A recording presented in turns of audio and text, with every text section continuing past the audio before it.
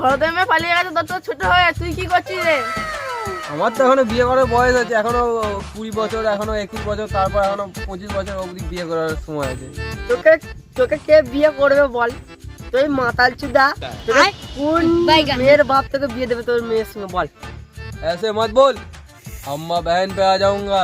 তুই এই কিটিকার দোকানে যেই মেয়েটাকে নিয়ে আমুলিয়া খেতে যাস, তাকে নিয়ে পালাবো কালকে। ভগবান क्या जुल्म है। तेरी बहन को तेरी बहन को कौन है बे तू?